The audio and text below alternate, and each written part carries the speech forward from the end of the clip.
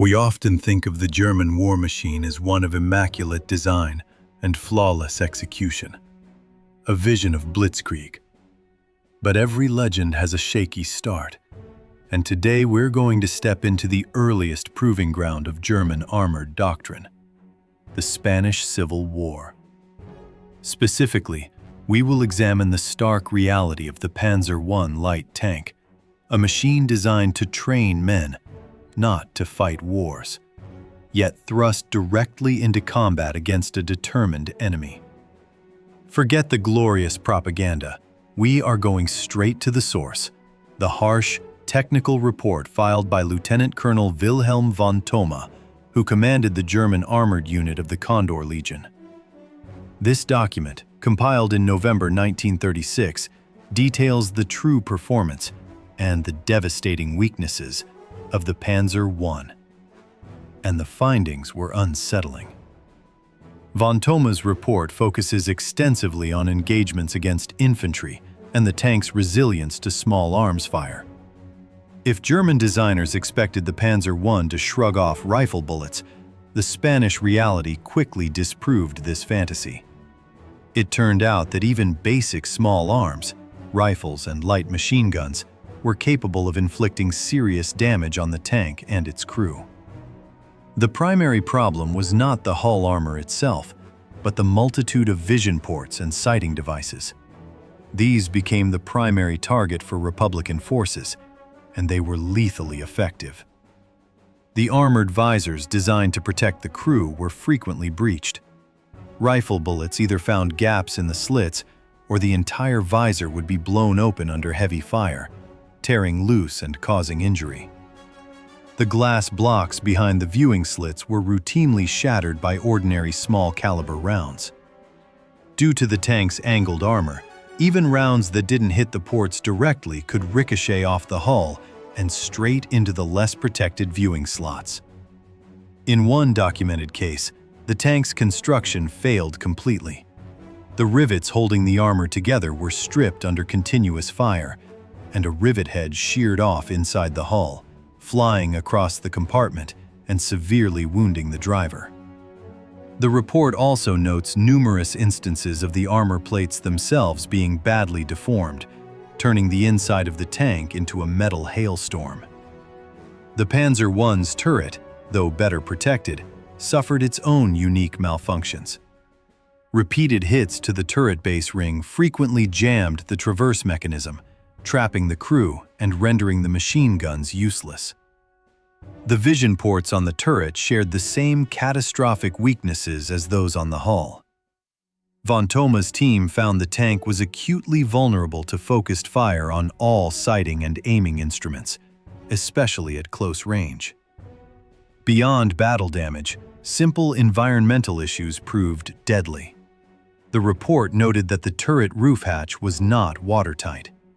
Rainwater easily leaked into the compartment, causing rust and damaging internal components. But water was a minor inconvenience compared to the horrors of infantry close combat. The worst problems arose when Republican infantry managed to close the distance and employ Molotov cocktails. The lack of tight sealing meant the highly flammable liquid could seep into the fighting compartment, turning the tank into an instant inferno. Furthermore, the external stowage was ridiculously vulnerable. Republican sharpshooters made a sport of destroying the external headlights, fire extinguishers, and other vital equipment with accurate rifle fire.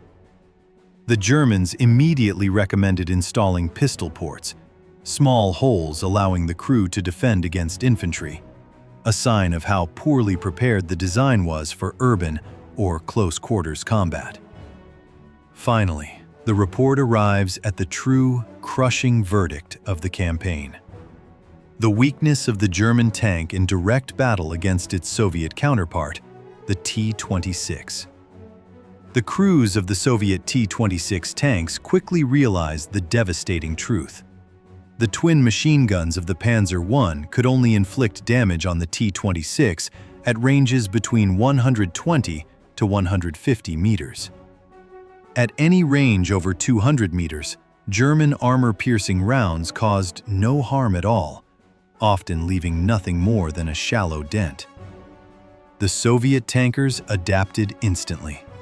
They simply refused to engage in close combat. Armed with a devastating 45mm cannon, the T-26 crews would find a good position and systematically destroy the Panzer I units from ranges exceeding 1,000 meters. If the German tanks attempted to close the distance, the T-26s would simply reverse to a safe distance, maintaining their overwhelming range advantage. The conclusion of von Thoma's report was unequivocal and brutal. It openly acknowledged the superiority of the Soviet cannon-armed T-26 over the German machine-gun-armed Panzer I. The Germans were so desperate to study their opponent that a reward was officially offered for the capture of an intact Soviet T-26. The only immediate countermeasure was to attach 5 anti-tank guns to every Panzer company, a desperate, telling fix. Later, a variant of the Panzer I was modified with a 20mm Breda cannon to directly address the threat. But that is a story for another time. The lessons learned in the Spanish Civil War were bitter but essential. The only true positive noted in the entire report was the tank's general mechanical reliability. It broke down less than the Soviets did. But reliability means nothing when you are defenseless. The Spanish Crucible taught the Wehrmacht that doctrine based on speed alone was useless without firepower and protection. The Panzer I, meant to be a simple training vehicle, was the first casualty in the German realization that the age of the lightly armored machine gun tank was over.